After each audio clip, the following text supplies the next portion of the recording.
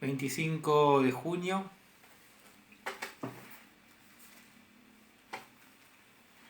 de 2020. Día 97 de la cuarentena.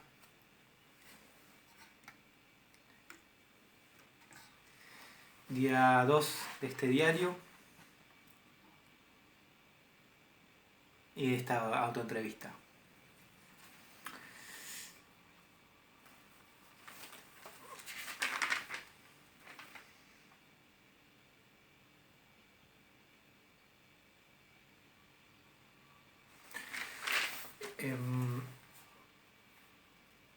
Ayer había planteado entonces la posibilidad de seguir el manifiesto que escribí para El Ojo y la Navaja, una publicación de Teatro de la Plata,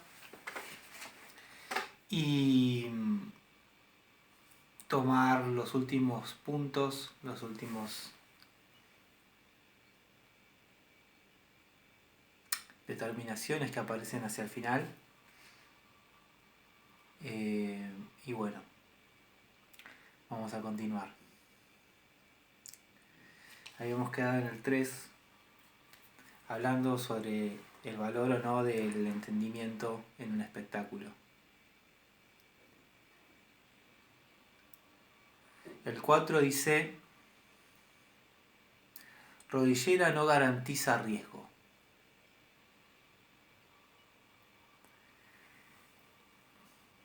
¿Por qué rodillera no garantiza riesgo? Pienso que se puso de moda, muy de moda, y que es una moda porteña básicamente, y que acá en La Plata se ha incorporado, donde ante la duda el performer, el actor, la actriz se pone una rodillera. Sin siquiera el espectáculo ser tan riesgoso como para... ni siquiera tan acrobático. Muchas veces se pone la rodillera porque queda cool, porque queda... da contemporáneo, parece. No hay pensamiento, no hay un para qué, no hay ni siquiera una rodilla que necesite ser protegida. Solo un por si las dudas, un sentido común, un cliché, un supuesto.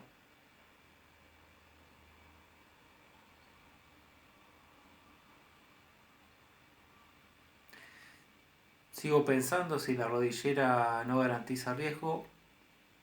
No lo sé, porque por ahí eso ya quedó desactualizado, por ahí la moda también se modificó y ya no es más una rodillera y ya no es más decir un texto de forma desafectada, ya no es más, no sé, de nuevo, me vuelve el problema de la novedad. O vuelvo al problema de la novedad, casi con un rechazo. Por ahí el día de mañana la rodillera garantiza el riesgo, garantiza que la rodilla necesita ser evidentemente protegida, pero no sé. Hoy en día es un no sé. Y esta es una cosa también importante que aprendí y que me gusta sostener, insistir, en los no sé, en que a veces uno no sabe, no se tiene respuesta, no se tiene respuesta para todo.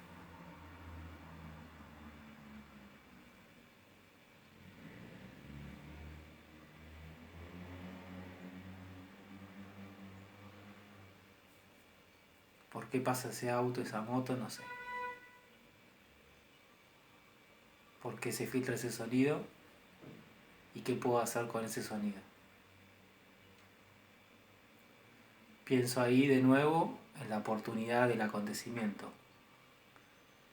Cuando uno no sabe, no controla, de pronto se generan condiciones para que eso aparezca, para que ese microacontecimiento tal vez tenga lugar. Pero hay que estar atento y hay que saber aprovecharlo. Entonces si uno pone a priori, se pone a priori la rodillera antes de lo que realmente está pasando,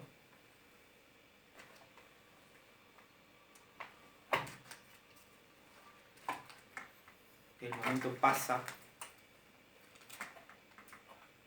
y quedará muy bonito, muy estético,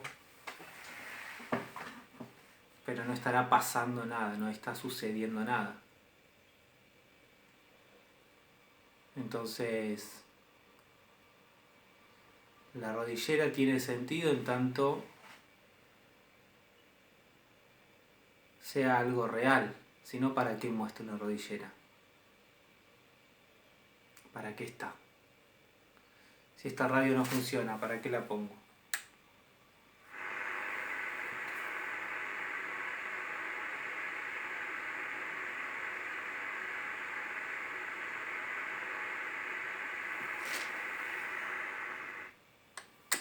Entonces, como la rodillera, yo necesito que la radio sirva, que el escritorio sea un escritorio, el libro un libro, porque necesito lo real para producir realidades. Necesito del auto que pasa, de la bocina que suena, o como en el video de ayer, el perro que ladra. Porque eso no lo puedo controlar, porque eso es el error que aparece. Y cuando aparece el error, aparece la potencia del actor y la actriz. Entonces no me interesa, ya hablando en otro sentido, un actor que se proteja. ¿Que se proteja de qué?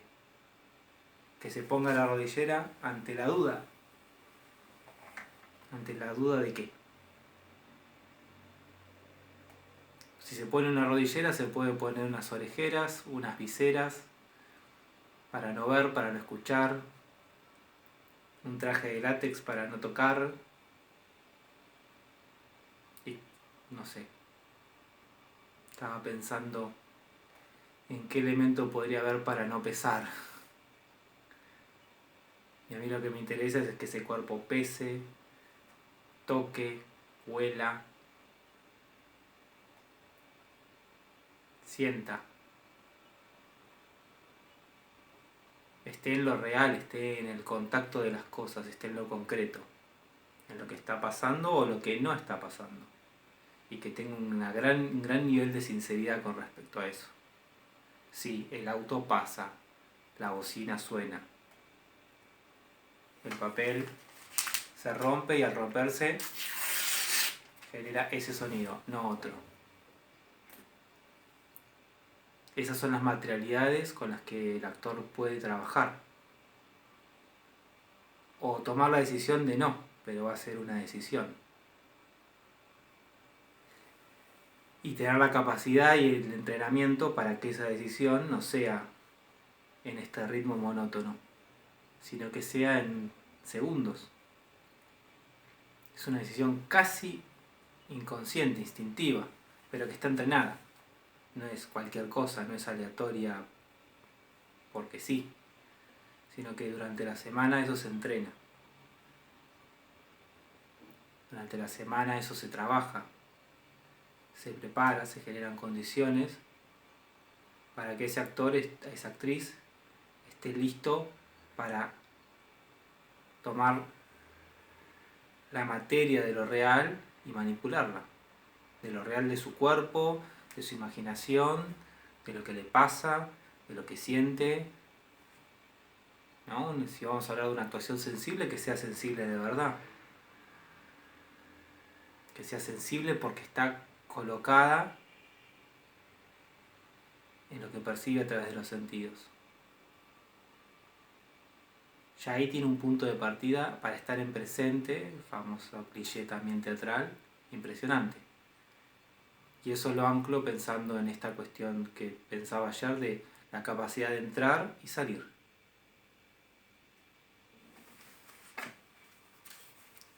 Entonces, estoy pensando más que un actor, una actriz que ante la duda se protege y se pone la armadura,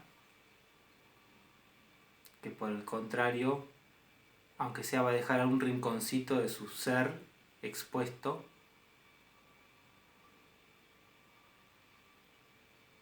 y a nivel de cierta capacidad de dialogar con el riesgo.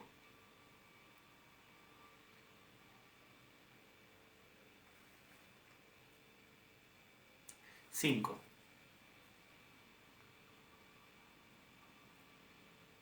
¿Para qué una bibliografía? Miro ahí de fondo los libros. ¿Para qué? ¿Para qué leer?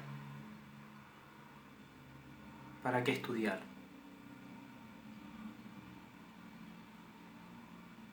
¿Hace falta?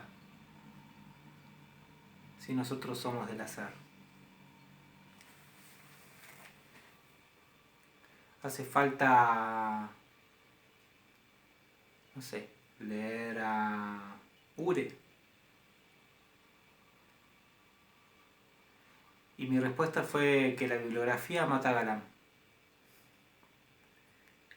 Para mí la bibliografía mata al galán. En el sentido de que la bibliografía va a matar o va a dar muerte a esa cosa que es un galán, que es un actor, que es alguien que se muestra y no produce nada, que es una cascarita vacía.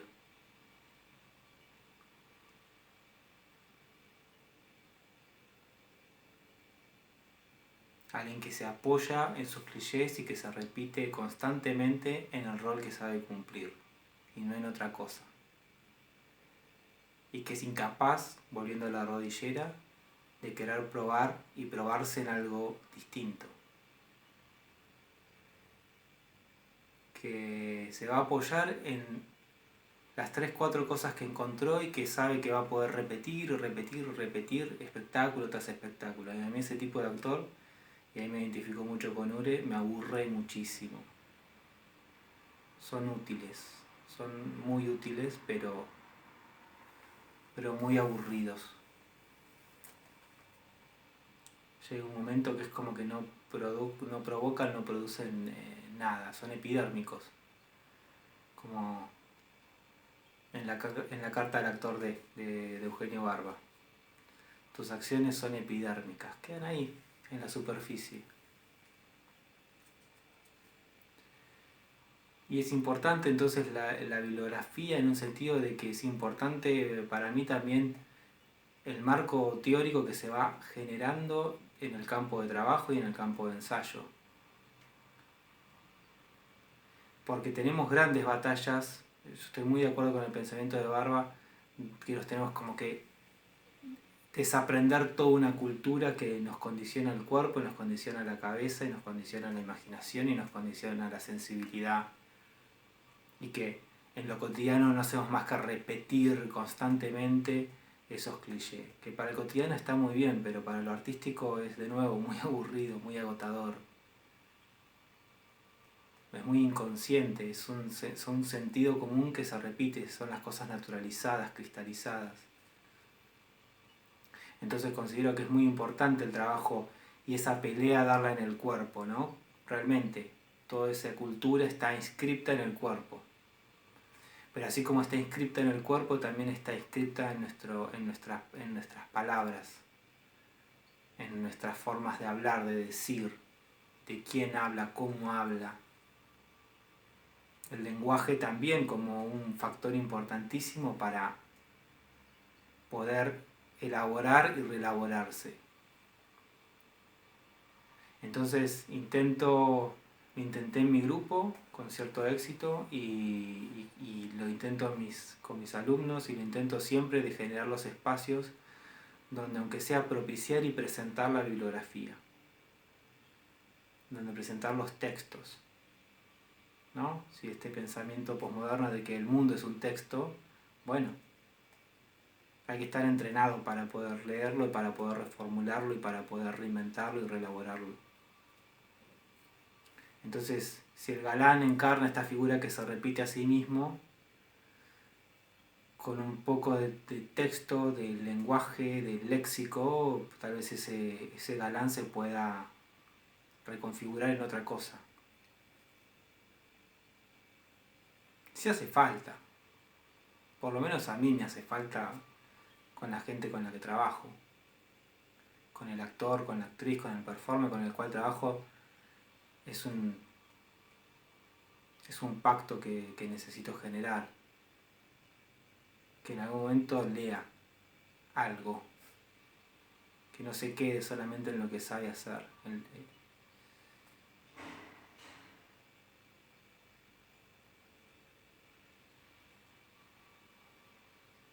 Y me parece que también la bibliografía mata de galanes en un sentido de estas figuras, que lo conecto de nuevo con la moda, que también repiten. Pienso, un prototipo sería, por ejemplo, alguien que repite a Leham y apenas leyó algo de Leham y habla de teatro postdramático y repite como si Leham hubiese dejado un manual, hubiese dejado un manual de recetas que si uno las aplica uno hace teatro performático. Y el galán, en este caso por demás un director galán, se pavonea de sí mismo apoyado en una idea que no pertenece a ningún mundo, no está anclada en ningún territorio, no dice nada. Es como la cubierta del libro. Y ese tipo de galán a su vez reproduce eso en sus talleres y en sus espacios de formación y lo reproduce porque después, más adelante lo voy a plantear, el teatro tiene esta cosa viral que viraliza cosas, entonces se contagia. Entonces este tipo de personaje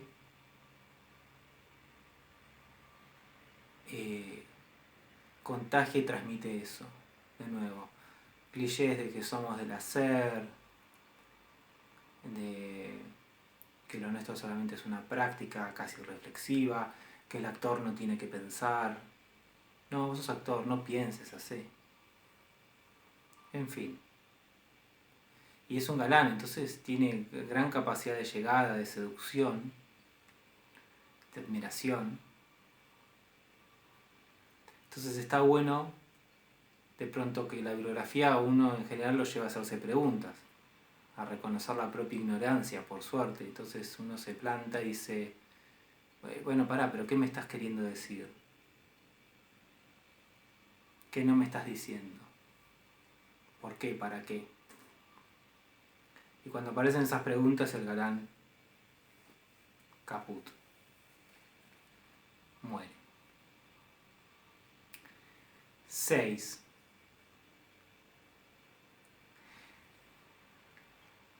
Es un manifiesto, no un tratado de buenas costumbres. Esto lo escribí por mamos propios, porque necesitaba en algún momento alentarme a sentarme a escribir un manifiesto y justamente no tener que estar pidiendo permiso o sobreexplicando, ni siendo cuidadoso con respecto a quién se podría ofender o no. En el sentido de que qué cosa me provocaba y qué cosa podía provocar. Entonces me tenía que recordar en algún momento que un manifiesto no es un manual de buenas costumbres. Y lo pienso también en un sentido de que así una obra sea un manifiesto, pueda ser un manifiesto, por ejemplo, ¿no? algo que uno propone, una proposición, un acto afirmativo, no es gratuito. Siempre tiene algún costo, siempre a alguien no le va a gustar, siempre a alguien se va a ofender.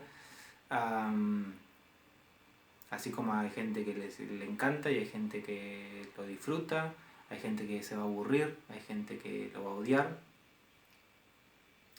Entonces, me parece también eso a veces pensarlo en relación con las obras. No son manuales de buenas costumbres, que tienen que decir lo que hay que decir y hacer lo que hay que hacer y cumplir con todos los casilleros. Muchas veces me pregunto, cuando una obra de pronto está como gustando, como que va bien, me pregunto qué está mal. Si está cumpliendo con lo que tiene que hacer, que es provocar, mover. Muchas veces me lo pregunto eso con respecto a mis obras. Si están teniendo la contundencia, si son una mera obra o si están teniendo algún tipo de contundencia en el espectador. Aunque eso divida las aguas, aunque haya gente que ame eso o gente que lo odie, pero preferible eso a la indiferencia, al aburrimiento, al desinterés.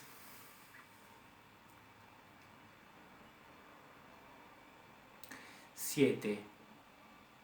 Esto viene con historia. Una actriz venía trabajando en un espectáculo y decide irse del espectáculo, lo cual es perfectamente entendible, pero en un momento me dice, lo que pasa que con las cosas que están pasando, esta obra es muy poética. Y eso ya lo había escuchado de otro actor con respecto a otra obra, pero con las cosas que están pasando, esta obra es muy poética. Con lo cual me salió a responder, poetizar también es una política. En el sentido de que, de nuevo, no veo y me preocupa ese pensamiento binario. O es poético o es político. Y es una obviedad. Muchas veces, si esta lámpara está acá o está acá, ya hay una decisión política. Poética y política. ¿Por qué desligarlo? ¿Por qué hacer de eso algo que haya que elegir? O es esto o es lo otro. Es una obra, la poiesis y la poética no tienen nada que ver con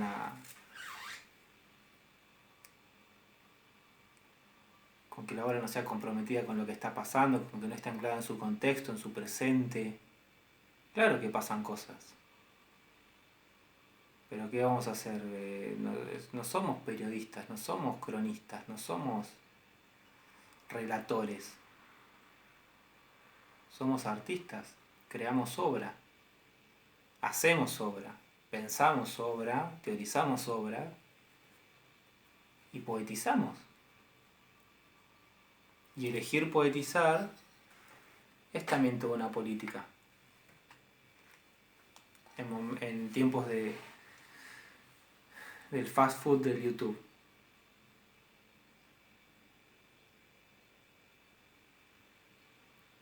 Entonces eso para mí ha sido una discusión importante, muy importante. Poetizar hasta las lágrimas, decía un texto de una obra. Poetizar hasta las lágrimas. Hasta que no se dé más, hasta el agotamiento, hasta el grito ahogado.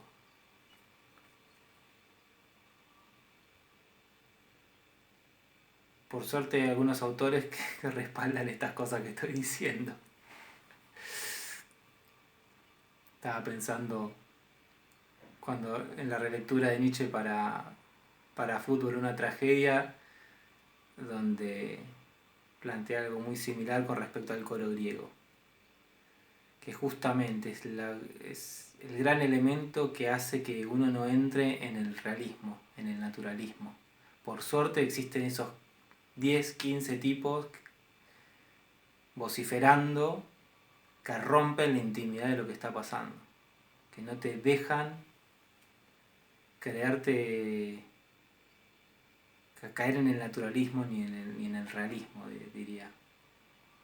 Dice, por suerte, porque la realidad y lo cotidiano es un aburrimiento. ¿Para qué lo quiero ver en escena?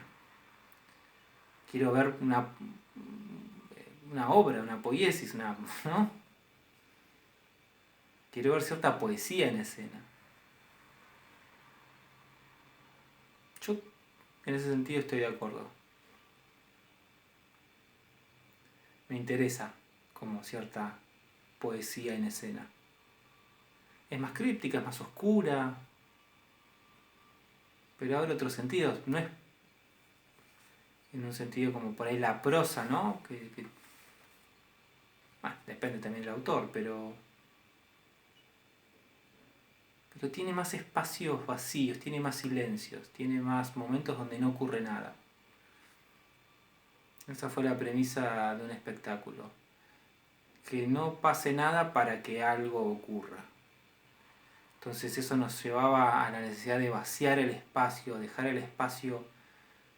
Eso también ha sido una constante en varios espectáculos. Que de pronto los actores se vayan de la escena, que dejen la escena vacía, sin un cuerpo que diga nada. Que quede la lámpara sola y el espectador frente a una lámpara y eso también es la obra, ese momento de silencio, de aparente silencio, porque siempre hay algún sonido, siempre hay un auto que pasa, un perro que ladra, algo que se cae. Entonces también el sentido poetizar, por eso para mí también es una política, porque uno, a mí me pienso en Rancière y en el reparto de lo sensible. Uno está tomando una decisión de que justamente cómo repartimos también ese capital simbólico, cómo repartimos también la poesía, la creación artística. Porque si no nos volvemos como llenos de buenas intenciones y queriendo... Nos ponemos embrutecedores, ponemos a la platea como ignorantes que no saben lo que quieren, que no tienen capacidad de elaborar y que encima nosotros venimos a enseñarles el camino de la revolución. Porque nosotros sí somos muy comprometidos. Pero nos olvidamos del otro lado. Ese espectador también es un ser humano, no es solamente que va a necesitar repensar los medios de producción. Sí, claro. También va a necesitar permitirse un rato de soñar frente a una poesía que tiene enfrente, conmoverse, pensar otro mundo posible, imaginar.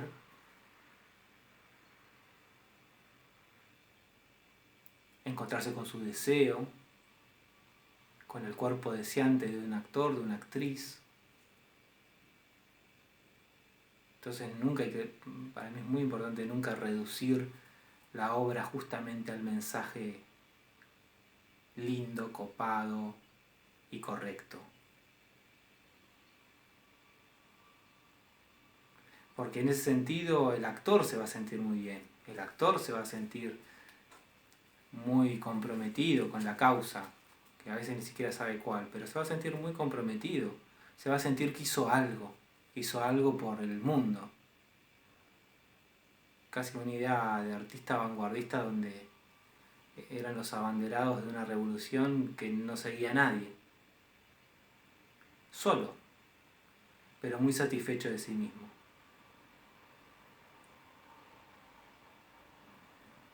En cambio, cuando hay que poetizar, hay que ponerse en distintos lugares, ocupar distintas posiciones. Muchas veces para el actor se le genera un problema de que tiene que hacer algo con lo cual no se siente identificado, tiene que decir cosas que no diría nunca, que le hacen ruido. Pero que en la poética de la obra va a provocar un montón de sentidos.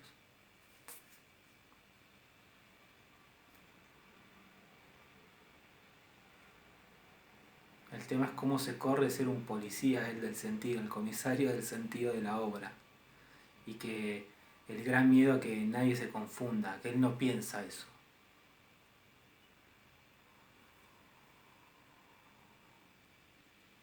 Que él piensa lo que hay que pensar y lo que hay que transmitir. Y muchas veces eso no se ve, que eso atenta justamente lo que se podría plantear como pensamiento ideológico, político, lo que fuera. Entonces, poetizar es también un acto político, porque si uno puede pensar el poetizar como justamente no desde un lugar embrutecedor, sino como proponer algo que eleve al espectador, que le reconozca su lugar de pensador, que le reconozca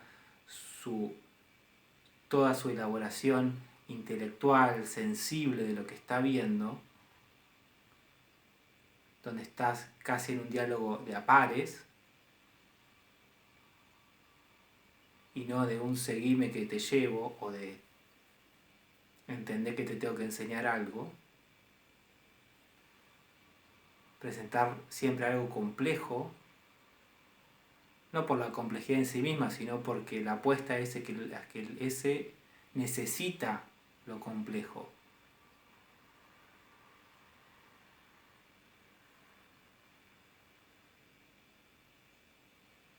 Hacia el final del estreno de una obra Proyecto Cero,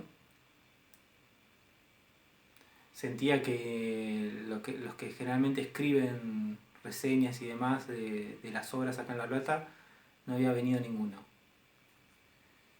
Me agarró como una locura de decir, entonces descentralicemos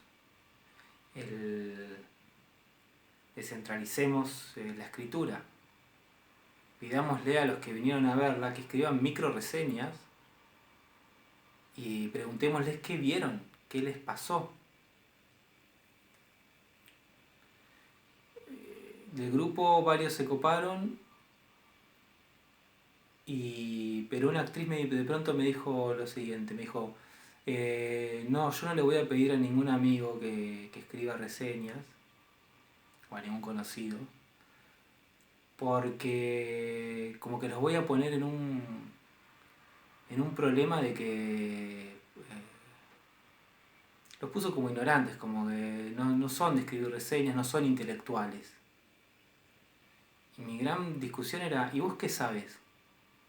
Si no le brindamos el espacio, si siempre escriben los mismos. Yo quiero, encima era buenísimo porque era un grupo de espectadores muy nutridos. Yo quiero saber quiero que me escriba una reseña, una micro reseña, 3 palabras, qué vio, qué le pasó al tipo que fue a ver no sé, al tipo que labura en un almacén. Porque si no, la gente de teatro nos encerramos con la gente que hace teatro, que piensa teatro, y se vuelve absolutamente endogámico. Y por ahí a veces tenemos la oportunidad de preguntarle a un espectador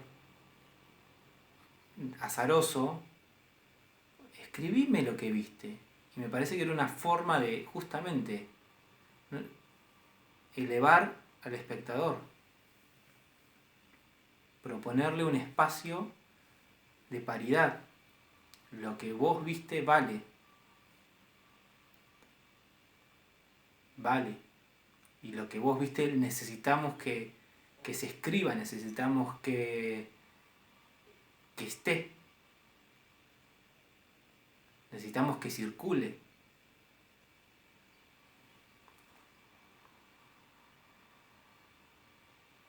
Entonces, cuando pienso en poetizar, pienso que implica también un montón de decisiones políticas, de nuevo, sobre el reparto de lo sensible y sobre la disputa en cuanto a capitales simbólicos, a intereses, a intereses estéticos, artísticos, y a qué decisiones uno toma, a qué posición uno va a ocupar frente a las cosas, en qué momento y en qué contexto.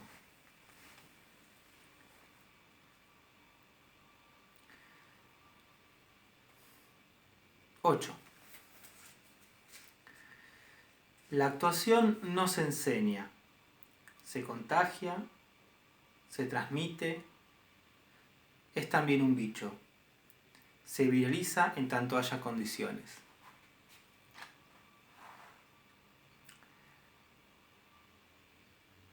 A veces me suena que estas sentencias son como la respuesta a preguntas que nadie me hizo, pero que evidentemente están implícitas. O sea,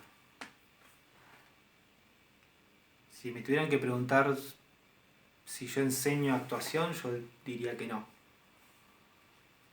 Si me preguntan si se puede enseñar a actuar, no. De nuevo, mi tradición me ha malformado en que se puede aprender a aprender y que la actuación se aprende. Aprenderlo así, porque requiere una actitud, para la redundancia tal vez, activa del que quiere aprender. Soy yo, joven actor, el que quiere aprender este oficio. No dependo de ningún maestro, aún viniendo de la tradición de los maestros. No dependo de ningún maestro. Yo los elijo. Yo elijo al maestro.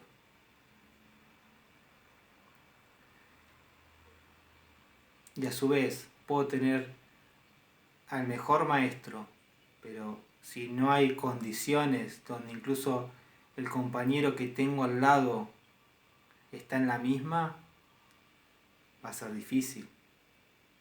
Va a ser muy difícil. Puedo tener un maestro medio pelo, pero si están las condiciones dadas, jugando con Stanislavskiano, y seguramente algo aprenda. Entonces, cuando estoy al frente de una clase no me preocupo tanto por transmitir un saber muy importante. De nuevo, me reconozco un ignorante errático, poco metódico, pero obsesivo en cuanto a generar condiciones. En tanto que ese actor en formación, para mí siempre son actores, actrices en formación. Nunca los puedo tomar como alumnos o meros alumnos, como de nuevo si estuvieran en una posición inferior. Para mí, no sé, son actores o proyectos de actores, no sé, pero intento ubicarlos en ese lugar, porque si no yo también me aburro, yo también me achancho, empiezo a ponerme a transmitir recetas, manuales, y eso no le sirve a nadie, no me sirve a mí, no le sirve al que se quiere formar. Entonces lo que intento es generar condiciones de ensayo, condiciones de teatralidad, donde uno se exponga a eso y a partir de se exponga al objeto, se enfrente al objeto y uno le haga preguntas, ¿no? El encuentro de ignorantes. Vos querés aprender esto, yo no sé cómo se enseña esto. Es más, creo que no se enseña. Veamos cómo te acompaño. Entonces, lo que sí puedo hacer es generarte, de nuevo, condiciones. Y lo que me ha pasado dando talleres para la universidad es que yo siempre les advierto a los alumnos, porque son estudiantes de distintas carreras, de ingeniería, de psicología, de artes plásticas, de letras, de cine, de naturales. Le digo, bueno, vamos a arrancar, que esto que lo otro. Ahora, yo no me hago cargo si a alguno de ustedes les pica el bicho y terminan dejando la carrera porque quieren ser actores. Esas explicaciones se las tendrán que dar ustedes a sus padres, yo no me hago cargo. En el sentido de que, de nuevo, en una parte anterior del manifiesto plantea esta cuestión de que para mí el teatro le tengo que dar cierto carácter como más orgánico, por eso es la palabra bicho. Tengo que dar cierta imagen más viva, uh, rara, porque no sé, tiene 7 patas, rarísimo, 5 millones de ojos, o sea, es un bicho raro. Pero camina, te pica, te muerde, y cuando te pica y te muerde es un problema. Porque como me pasó a mí cuando tenía 17 años, me picó y dejé letras. Es un riesgo, no es, no es gratuito, no es que no tiene un costo.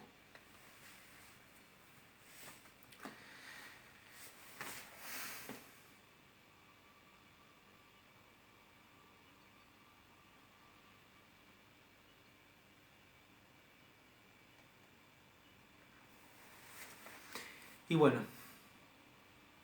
para cerrar, hoy pensaba en este contexto de cuarentena, pensaba en que es un buen momento para pensar y que frente a cierto prejuicio que tiene nuestro oficio con respecto al pensamiento,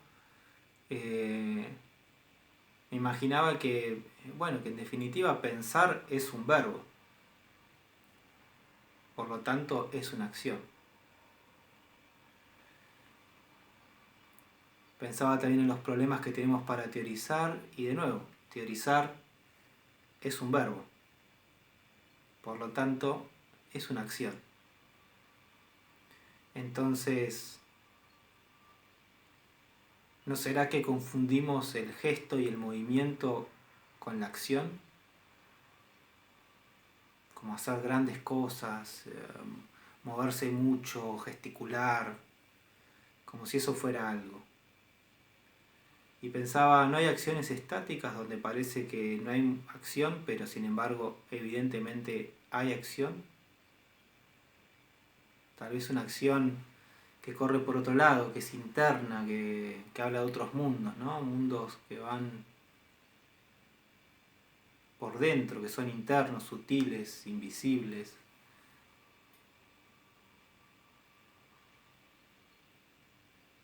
Tony siempre nos decía, con respecto al pensamiento de la acción, si no pensás, estás muerto. O sea, tenés un coma cerebral, es imposible no pensar. Creo que muchos piensan que eso es intelectualizar.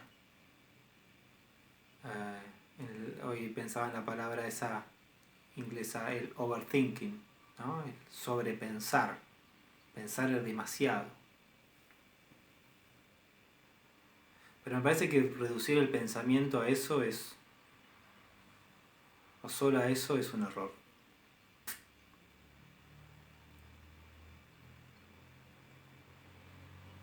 Y después pensaba que también en esta autoentrevista, cada vez que digo yo pienso esto, yo lo otro, en realidad es reconocer una polifonía de voces propias, ajenas, amigas, enemigas, del pasado, del presente y del futuro. Cuando uno dice yo, también puede pensar como en ese flujo de pensamiento, en esa cosa que no sabemos dónde surgió, que en nuestra palabra ya habitan un montón de voces y que de pronto eso se expresa y se manifiesta cuando uno prende una cámara, cuando uno piensa una obra.